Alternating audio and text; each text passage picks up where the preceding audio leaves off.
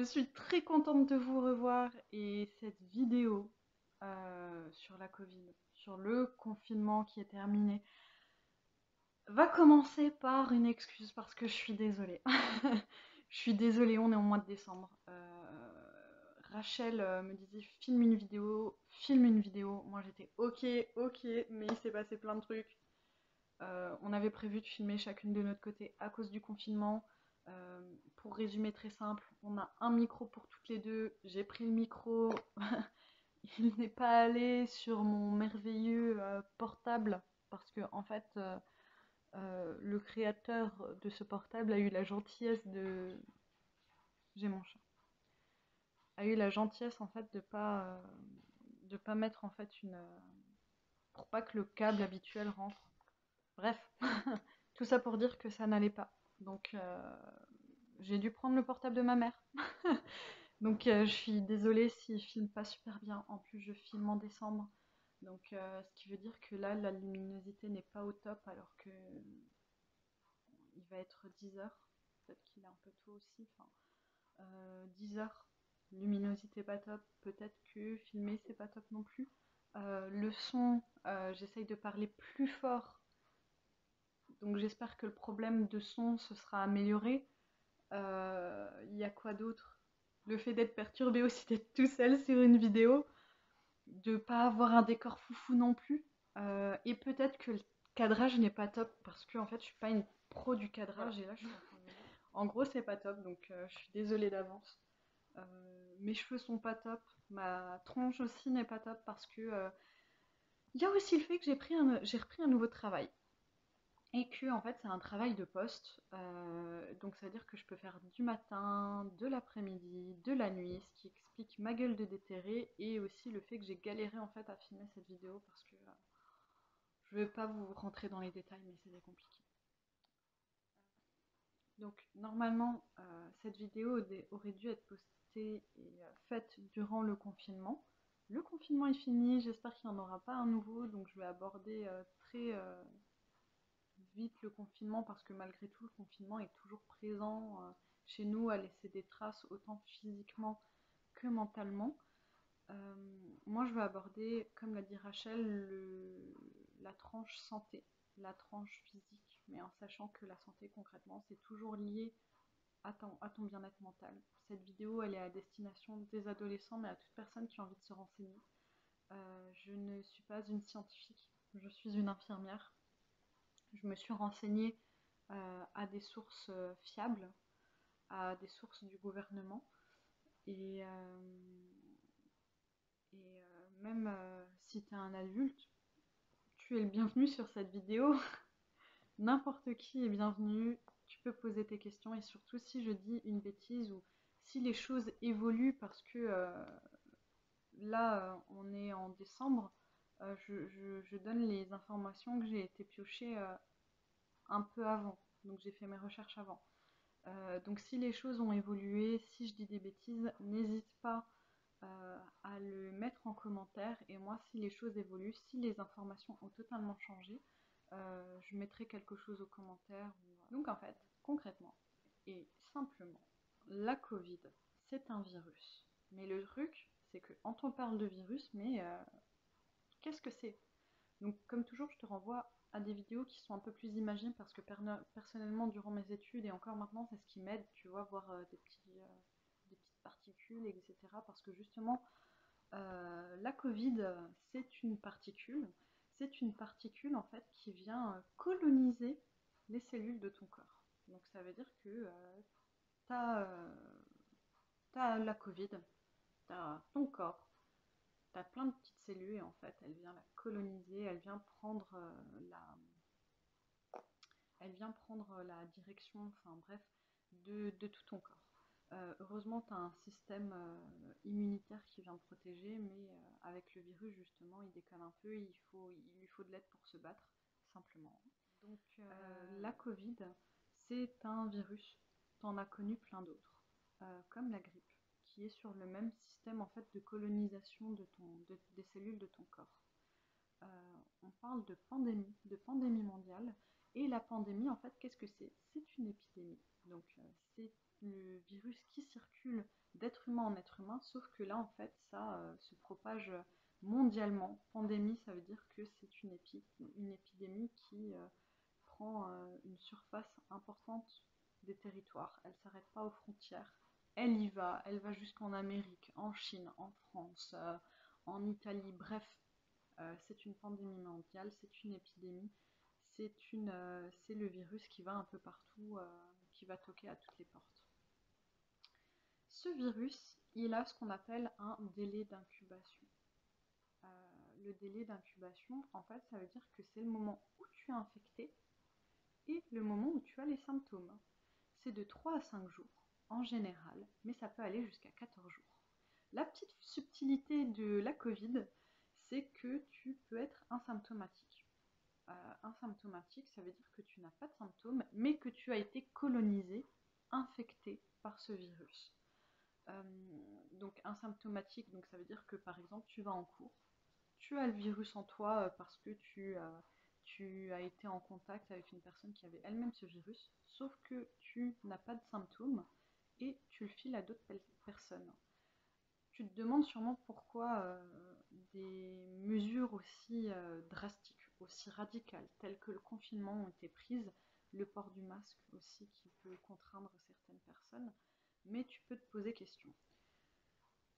Selon des sources comme gouvernement.fr, le virus, il se trouve que tu peux être asymptomatique, comme j'ai dit, super, mais tu peux transmettre en fait jusqu'à maximum de ce qu'on sait, 3 personnes. Donc ça veut dire que tu vas en cours, tu as le virus, tu es asymptomatique, tu le sais pas, et tu le files à 3 de tes camarades, qui va lui le filer à 3 autres, le deuxième qui va le refiler à 3 autres, et le troisième qui va le refiler à 3 autres, et ainsi de suite. Elle est là la dangerosité du virus. Mais au-delà du fait d'être asymptomatique, donc tu peux être symptomatique, c'est-à-dire avoir les symptômes, avoir des signes que tu es porteur du virus, de la Covid. Donc ces symptômes, ça peut être des symptômes respiratoires, tels que la toux, une perte partielle ou totale de l'odorat, sans pour autant être obstrué par de la morve ou des écoulements, euh, la perte totale ou partielle du goût, des troubles digestifs comme de la diarrhée, euh, des courbatures, ça aussi c'est des courbatures, donc ça veut dire les courbatures c'est quand tu as mal au niveau des membres, au niveau des muscles, que c'est assez embêtant. Et tu peux avoir des symptômes qui... Parce qu'en fait tu as plusieurs degrés de symptômes. Tu peux avoir des petits symptômes comme ça, tu peux avoir d'autres symptômes qui sont plus encombrants, et tu peux avoir aussi des symptômes qui peuvent mener les personnes les plus fragiles jusqu'à la réanimation. Donc en plus d'être possiblement asymptomatique, tu as aussi des symptômes qui peuvent être différents selon les personnes, par exemple, l'un peut tousser et avoir une perte d'odorat, mais en attendant, toi, tu as des troubles digestifs et des courbatures, mais tu as de la fièvre aussi. En fait, c'est différent selon les personnes, c'est pour ça qu'il est important de se faire diagnostiquer. La Covid se transmet généralement par gouttelettes et par rapport proche entre deux personnes. Généralement, le virus, il se transmet principalement au travail, au collège, dans un bureau, etc., avec les personnes que tu côtoies au quotidien, et notamment ta famille. Euh, donc il peut se transmettre très rapidement dans le milieu familial et donc contaminer d'autres personnes que tu fréquentes. Il y a les personnes qui sont plus fragiles, et qui sont plus, je dirais pas aptes, mais qui pourraient attraper plus facilement et aller vers des cas plus graves que d'autres personnes. Pour savoir si toi-même ou un membre de ta famille ont ces particularités, une pathologie qui le rend plus fragile, je vais te mettre un lien en barre d'infos pour te renseigner. Euh, il y a aussi le fait que les personnes les plus fragiles, il y a l'âge, il y a les personnes âgées. Et tu dois sûrement avoir des grands-parents autour de toi, des personnes âgées dont il faut prendre soin. Une des façons les plus efficaces et au final la seule connue jusqu'ici pour prendre soin de tes grands-parents, de toi-même, c'est les gestes barrières. Donc je sais, on te rabâche depuis le début de la pandémie de ces gestes barrières, mais c'est parce qu'en fait ils sont essentiels pour ta santé, mais aussi la santé des autres. Donc il y a bien sûr le port du masque, hein, qu'il ne faut pas oublier, qu'il faut changer toutes les 4 heures ou quand il devient humide. Il y a le lavage des mains, donc lavage des mains, hein, bien lavé, surtout la paume, en dessous des ongles, au niveau de la pulpe du doigt, voilà. Toutes les faces de ta main, les tranches des mains qu'on a tendance à oublier, le pouce qu'on a tendance à oublier aussi, les poignets aussi, et aussi faire un lavage des mains fréquent avec du gel hydroalcoolique, mais rien n'enlève l'efficacité de l'eau et du savon, tu peux me croire. Le gel hydroalcoolique, ça te désinfecte les mains, alors que le lavage des mains à l'eau et au savon, ça te les lave. C'est totalement différent. Donc si tu as les mains crades et que tu as fait que te les laver au gel hydroalcoolique, va les passer sous l'eau et au savon. Il y a aussi la distanciation physique de plus d'1 mètre. Donc souvent, par exemple, dans ton école ou dans ton lieu de travail, tu, tu as des petits marquages au sol. C'est bien de les respecter quand même, c'est assez important parce que comme j'ai dit, le virus il se transmet par contact proche. Dans la cour de récréation, tu fais attention, tu fais plus d'embrassades, enfin tu limites plus de câlins, enfin la bise, ça reviendra un moment ou un autre, mais pas maintenant s'il te plaît, parce que ces gestes barrières, comme je l'ai dit, ils te protègent toi, mais aussi les membres de ta famille. Et si toi, par exemple, tu n'as pas de personnes fragiles autour de toi, peut-être que la personne en face de toi, elle a des parents qui sont âgés et qui ont des problèmes respiratoires, qui sont plus aptes à choper le virus. Donc pense à eux euh, et pense à ta santé aussi. Et pour diagnostiquer tout ce bon monde, tu as un test en particulier dont on a énormément parlé, c'est le test PCR. Le test PCR, en fait, c'est un test qui est fait avec un écouvillon qu'on te met dans la narine, les 2 narines. Donc j'entends beaucoup de choses, notamment qu'il est douloureux. Ça dépend des personnes, mais en fait il est très rapide. Moi je l'ai fait par une amie qui bosse en labo. Je l'ai pas senti, enfin j'ai juste senti un petit chatouillement au fond de la narine. Il s'est très bien passé.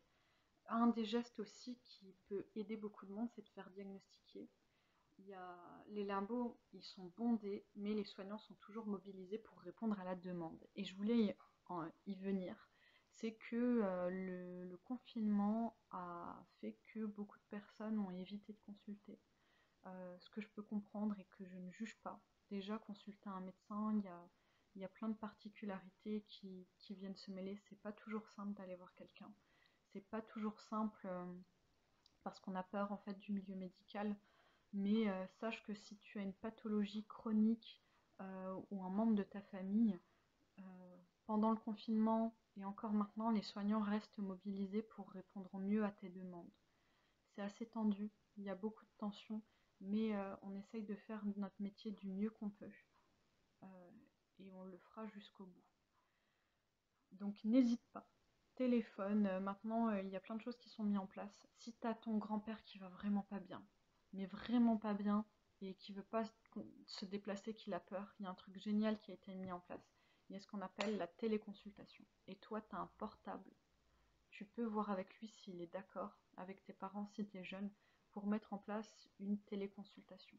Tu as le site, c'est pas de la pub, hein, mais c'est celui que j'utilise personnellement, le site Doctolib qui met cette téléconsultation qui t'informe si besoin, enfin, qui t'informe si le praticien met en place une téléconsultation et ça peut se faire assez facilement. Voilà, donc prends soin de toi. Je sais que le confinement a laissé des traces qui sont dures à porter, qu'on n'a pas tous la chance d'être bien entourés et que ça peut être très très compliqué à vivre.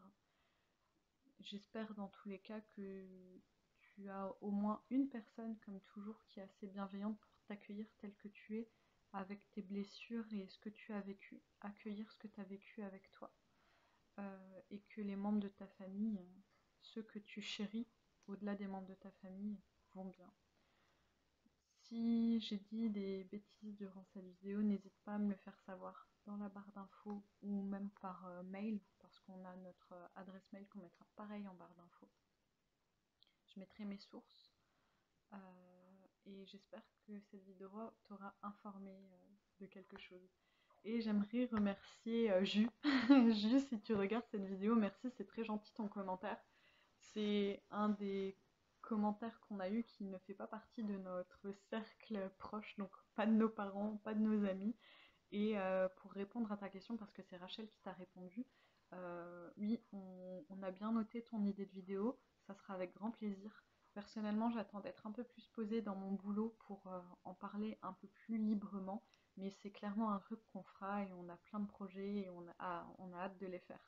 Donc Rachel, je te dis à plus pour une prochaine vidéo. Je vous dis aussi à plus pour une prochaine vidéo, hein, vous aussi. Si besoin, on est toujours disponible. Si vous voulez parler à quelqu'un, bah là, n'hésitez pas, envoyez-nous un mail. On reste dispo, on reste ouverte. Euh, je vous souhaite bon courage pour la suite. Et je vous fais des gros bisous.